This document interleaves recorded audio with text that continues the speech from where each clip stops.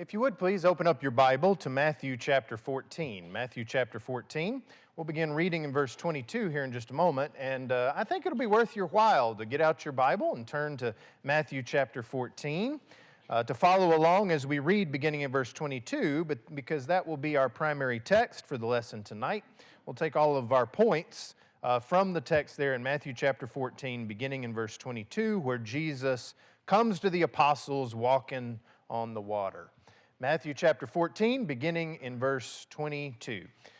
In our Bible class in the back on Sunday mornings, we're talking about the personalities of different Bible characters and how these characters, with their strengths and weaknesses, were chosen by Jesus and used in his service. And specifically, we're talking about characters who were apostles. We're talking about Peter and John and Matthew and Paul, and how these very different men were used by God, despite their weaknesses and because of their strengths, to serve. And though they were vastly different, all of them were used by Jesus and used in different ways to fulfill his purposes. And how we, as people with different backgrounds and personalities and strengths and weaknesses, can be used by the Lord as well. And a good number of you are in that class, and so this is not at all going to be a rehash of those things. And if you're not in the class, I think this particular point that I want to make this evening is applicable to all of us and something that we'll see whether or not we're in that class. And I know you're thinking to yourself, you've got 13 classes. 13 classes to cover your material. You have to preach a lesson, a sermon on it as well. And my answer to that is, yeah. And that's what we're going to do tonight. So I want you to answer this question to begin our sermon tonight. When you think of Peter, who do you think of? Do you think about the man who walked on water, or do you think about the man who sunk when he saw the winds and the waves around him? So, just first gut reaction, if you think of the man who walked on the water to come to Jesus, give me a 1. If you think about the man who sunk when he saw the boisterous waves and the sea, give me a 2. Who do you think of when you think of Peter? I expected it to be fairly split as we look at this, but I'm kind of pleasantly surprised to see as many 1s as I do. The man who walked on water, the only other man besides Jesus who walked on water, but also the man who sunk, whom Jesus had to reach out for when he did. I think the account in Matthew 14 shows some of Peter's best and worst qualities in one text. In fact, I think it is perhaps the best text. Certainly, it encapsulates who he was as well as any other single text that we find in our Bible. So let's read this text together and make some applications. In Matthew chapter 14, beginning in verse 22. Matthew chapter 14, beginning in verse 22. Immediately after feeding the 5,000. So we remember that story very well. Jesus feeds 5,000 men plus women and children from just a few loaves and fishes that this little boy had for lunch. And immediately after that, Jesus made his disciples get into the boat and go before him to the other side while he sent the multitudes away. And when he had sent the multitudes away, he went up on the mountain by himself to pray.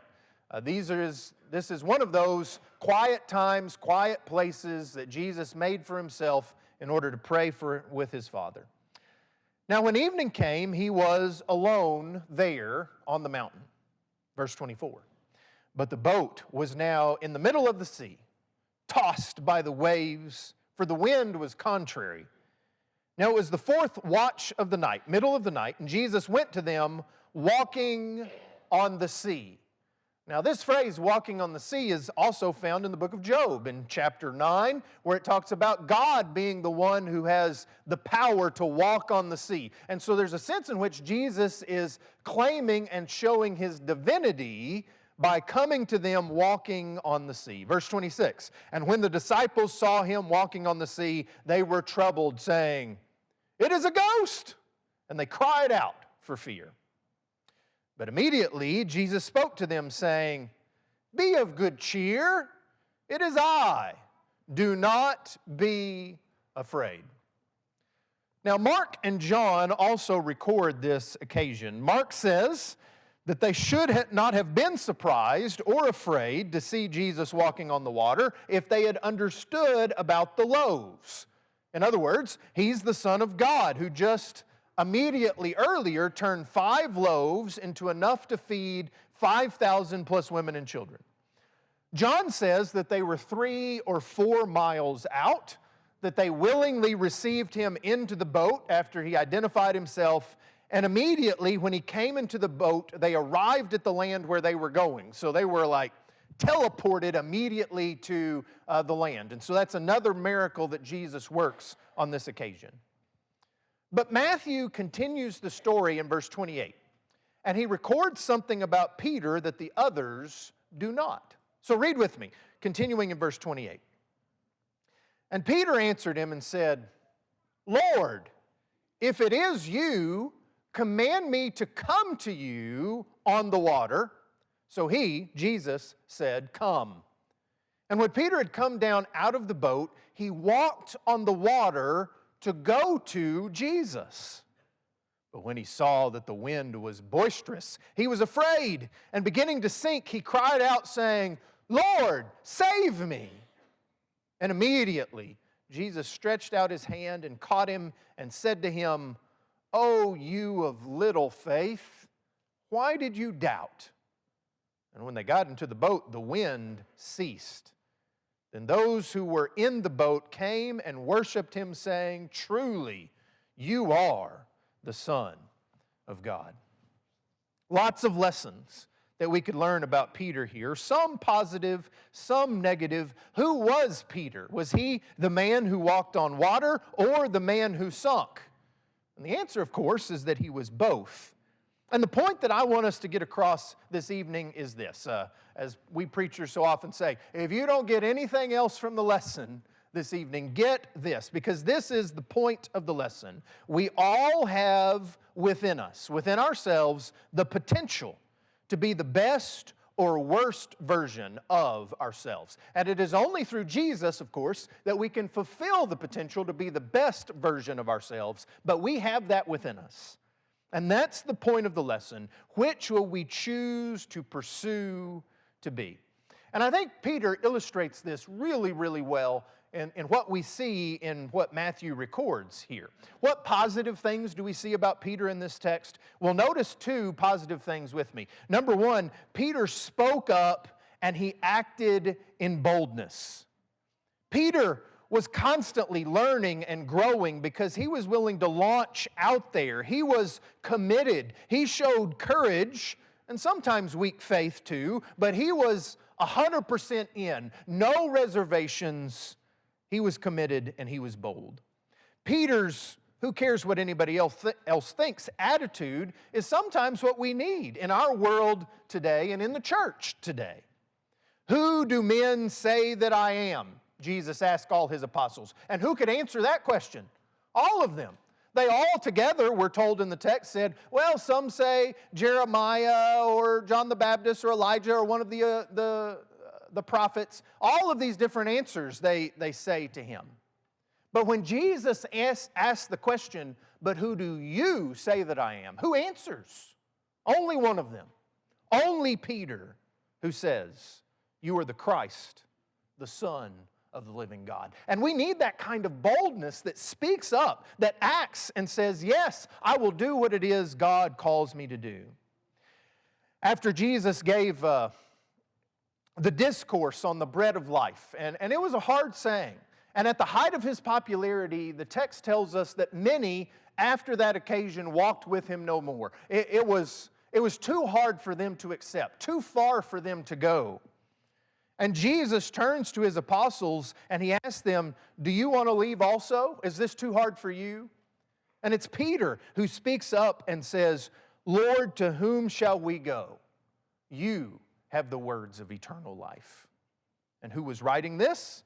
Well, it was Matthew writing it. And where was Matthew when he saw these events with his own eyes? Well, Peter's in the water, but Matthew was in the boat, unwilling to step out, or perhaps not even considering that was a possibility to begin with, right? Wait a second. We can walk on the water too? Peter saw that, and he embraced it.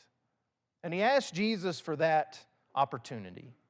Because the second thing that we see about Peter in this text is that Peter made connections by faith between what Jesus had said and done and taught earlier and what was happening here in the present. He was able to make those connections to real life. And that is in some ways a special quality.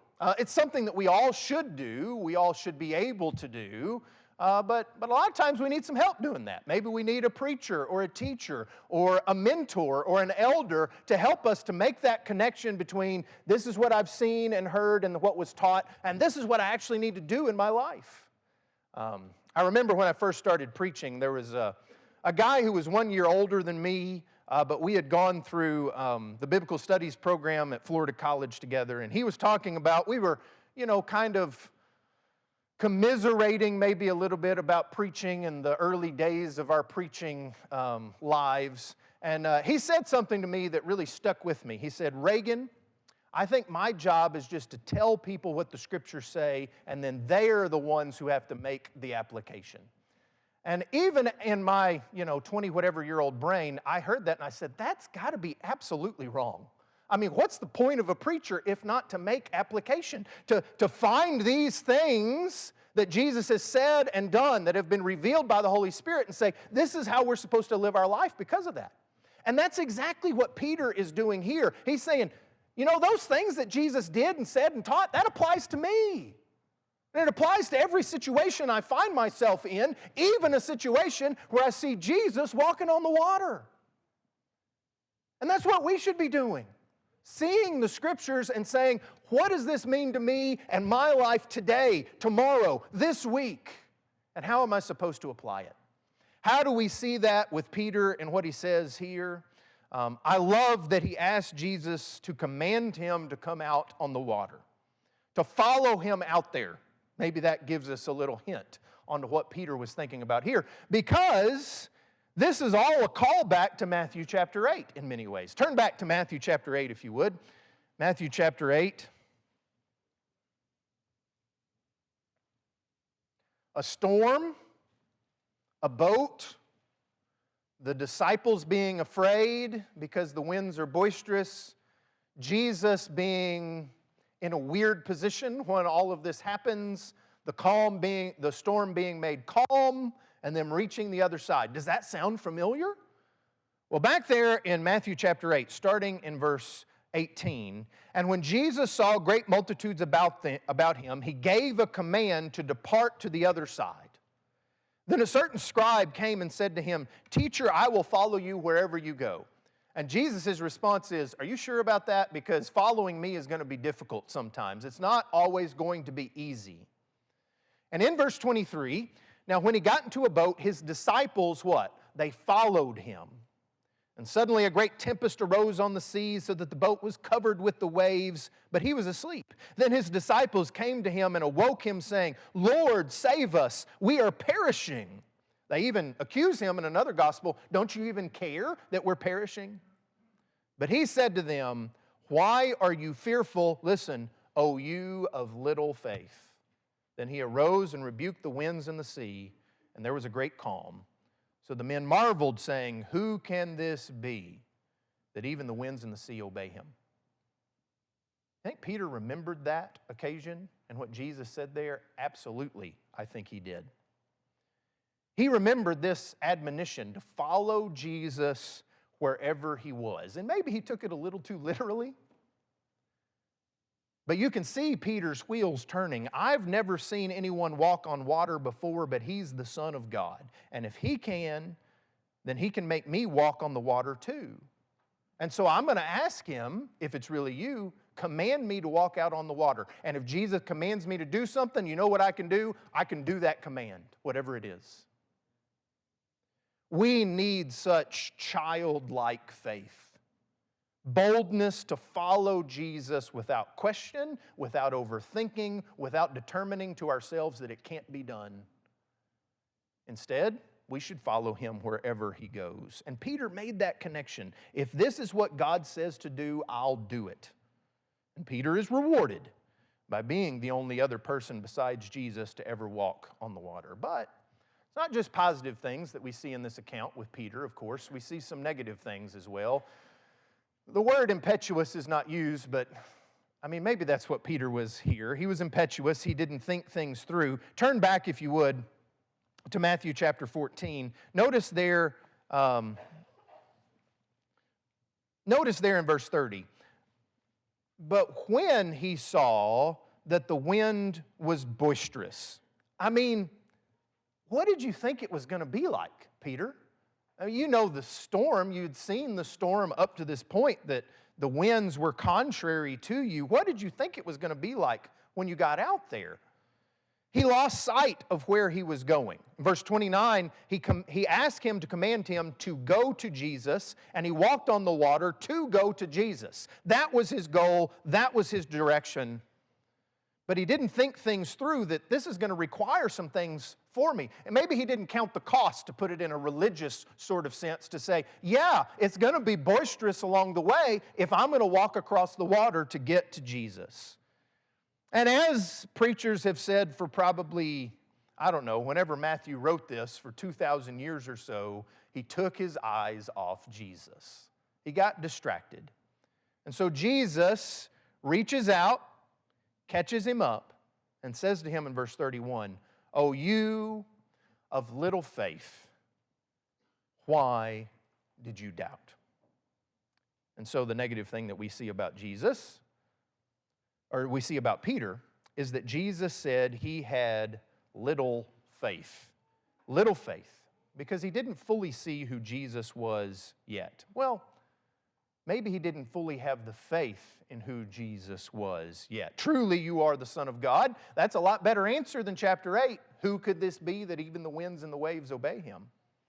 Truly, this man is the Son of God, but the faith to live his life in light of that fact, maybe that's where Peter was still missing it just a little bit.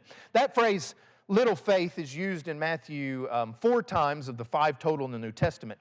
It's used by Matthew to describe faith that replaces trust with doubt and worry. It's used in Matthew chapter 6, verses 30 through 34, with those who worry about tomorrow. Those are the ones who have little faith. Sufficient for the day is its own trouble. But if you're worrying about tomorrow constantly, that indicates little faith. As we read in chapter 8, verses 23 through 27, we see that the disciples were fearful during the storm while Jesus slept, and he says, you have little faith. It's used of Peter here in our text, and it's used in Matthew chapter 16, verses 5 through 12, when they misunderstood Jesus' spiritual meaning about the leaven of the scribes and the Pharisees. He said, beware the leaven of the scribes and the Pharisees. They said, oh, it's because we have no bread. And he's like, you have little faith. Don't you understand what it is I'm saying? I'm not talking about physical bread. And they're like, oh, he's talking about the influence of the scribes and Pharisees. What do those occasions have in common? Every time it describes believers, people who should have known better, who doubt God's word in the face of adverse circumstances. Peter knew that Jesus was allowing him to walk on the water, but when he saw the winds and the waves, those adverse circumstances distracted him where he didn't have the faith that he could. In every occasion, it's people who have good intentions, no doubt. But while their spirit is willing, their flesh is weak. Raise your hand if you've ever felt like that. Good intentions, no doubt. But while my spirit is willing, my flesh is weak. On every occasion, like Peter here, they are distracted by the physical.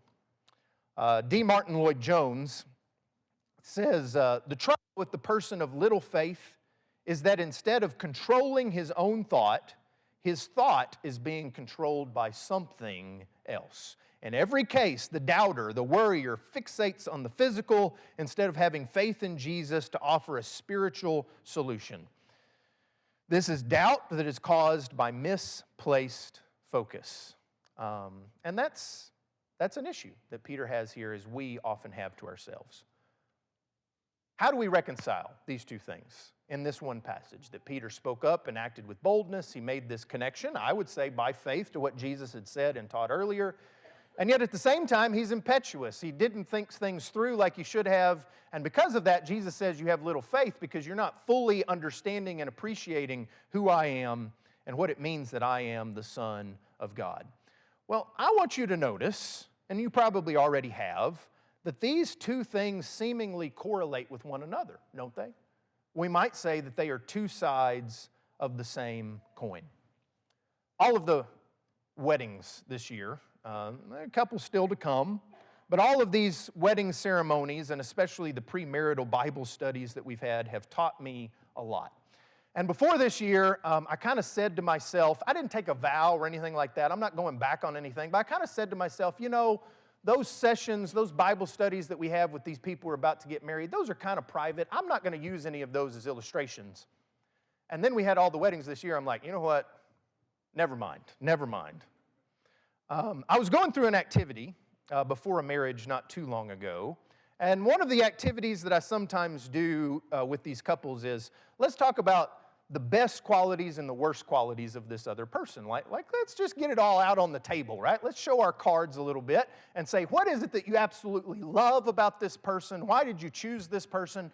But also, you know, is there anything about this person that annoys you, that, you know, you wish was a little different? Because if it annoys you now, in all of the premarital bliss, what's going to happen, you know, when things get a little more difficult in the marriage itself? And one time, I was going through that sort of exercise, and the bride said, I actually wrote her quotes down, so I think this is almost exactly what she said. The bride-to-be said, well, sometimes on the things that annoyed her, he's impetuous and he procrastinates. And that bothers me a little bit. This wasn't Stephanie, I promise.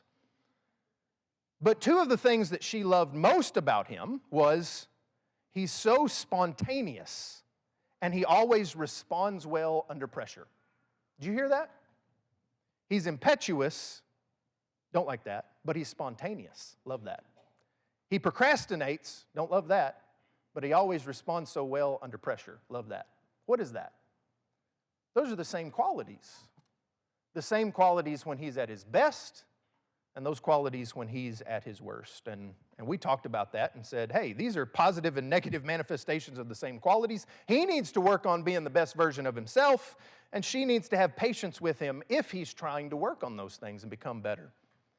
Isn't that true of all of us? Couldn't we all look at qualities that we have in our life and say, you know, when I'm at my best, this is who I am. But when I'm at the worst, it's like the same person, but those qualities have just kind of turned on their head. And I think that's a really big part of what Paul was talking about in comparing the spirit and the flesh. In Romans chapter 8, the Apostle Paul says this. Ooh, that's pretty small. Smaller than I expected. So you can turn there if you want. Verses 5 and 6. For those who live according to the flesh set their mind on the things of the flesh. But those who live according to the Spirit, the things of the Spirit. For to be carnally minded, fleshly minded, is death. But to be spiritually minded is life and peace. This is the choice, the paths that are laid out before us. Will I follow after the things of the Spirit for the best version of myself? Or will I follow after the flesh, which leads me to the worst version of myself? We all have within us the potential to be the best or worst version of ourselves. And I can see different versions of myself, can't you? Where I would be if I gave in to the flesh and followed after those worst qualities, those worst inclinations. And where I could be if I disciplined myself to follow after the Spirit, to pursue my best qualities according to the will of God. This is who I could be at those extremes. And I'm somewhere in the middle, but hopefully, by the grace of God, I'm closer to the best version of myself than I am to the worst. Are we going to be the carnal, fleshly version of ourselves or the spiritual version of ourselves? That's the choice that stands before all of us, and the potential for each is there. Peter was spontaneous and optimistic and bold. He was able to embrace change. But sometimes, yes, he was also impetuous and unreliable and arrogant. And this double-sided coin is true of Peter, but it's also true of so many other of the great Bible characters we see Old and New Testament. It was true of Moses. Which version of Moses will I be? The one who made excuses, the one who didn't give God the glory, who complained about the people, or the one who was humble and meek, who led as God would have him to, who showed incredible faith, who spoke to God face to face, and his face glowed when he was coming down off the mountain? Which version of David will I be? The one who habitually lied and made excuses for his family members when they sinned and gave in to temptation even to take someone's wife and then someone's life? Or the one who was a man after God's own heart, who gave us the example of what a king could be, who followed after God and poured out his heart for God in the Psalms? Yes, we can see these qualities in great men and women of faith throughout the Bible. But the lone exception to this double-sided coin, perhaps, is Jesus, who was only the best version of what all of us can be. And that's why he's the author and finisher of our faith, the ultimate perfect example that we should all emulate. And yet Jesus, this perfect one, saw fit to call imperfect men and women like you and me to become more godly as they followed after him, to become the best version of themselves. Was Peter presented as perfect? Now that's silly to even ask the question. Far from it. He was messy, wasn't he? I think maybe that's why I identify with him so much. But I will say this. All that mess of Peter, the good and bad of his personality and qualities and characteristics, his successes and his failures, that mess was all headed in generally the right direction as we read through the Gospels and then through the book of Acts and then through the epistles. Peter was growing. Peter was getting better. And that's what God desires for every single one of us. He desires that our mess is headed in the right direction. I think one of the reasons why I personally like golf, or all sports, but golf in particular, is that it's so much like life, and it teaches you about life. Ben Hogan, raise your hand if you've heard of Ben Hogan. Okay, so he was a Texan, perhaps the best ball striker in the history of golf, just hitting the ball. He could get a little shaky with his putting sometimes, but in terms of hitting the ball, maybe the best who ever lived. And he was quoted as saying, "Golf is a game of misses. The guy who misses the best is the one who's going to win." And that's absolutely true, but isn't that kind of true about our imperfect lives as well? The one who misses the best is going to win. That's true in golf. I'm trying to hit it in the hole every single time. That's the point of the game, right? But I've only made one hole-in-one my entire life. I've had one perfect shot, and it was such a big deal that my family got me a bunch of memorabilia.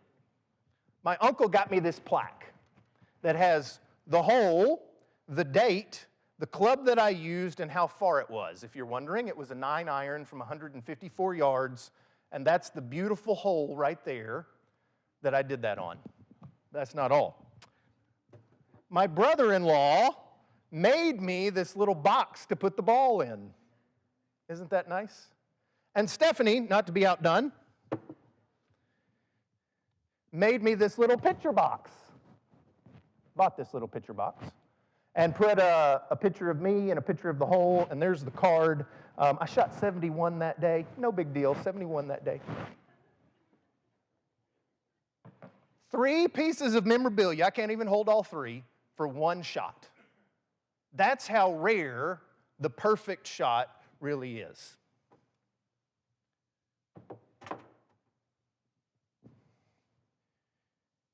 And that's life. That's how rare perfection is. How many perfect days have you had in serving God? You know, I think I've had a few where I where I did pretty well. Maybe I didn't even sin all day long. But perfection in terms of fully fulfilling the potential of what I could have done for God in that day, I don't know. I don't know. A good shot in golf is not the perfect shot, which rarely or ever happens, but the good miss. I didn't hit it exactly like I wanted to, but it's in the right direction, it's not in trouble, and it sets me up for what's next. And I think our life as Christians is just like that. Very few perfect days, but if I'm headed in the right direction, I'm not getting myself in trouble, and it's preparing me for what's next as I'm striving to walk according to the Spirit. That's what God desires. That's what Peter did. That's what we should do. And that's what we have the potential to do. We aren't going to be perfect, but if all our misses are leading towards something better, and we can put off the fear of failure to keep us from acting at all, to where we act according to the best interest of others and according to the will of God, we can become that version of ourselves that God desires to be, because we all have within us the potential to be the best or worst version of ourselves. Which will you choose tonight? Which will you choose tomorrow? Which will you choose this week? If you're here this evening and you're already a Christian, know that you're not alone in this pursuit, that we are all in the process of perfecting holiness, striving to be who God has called us to be, and we don't do that alone.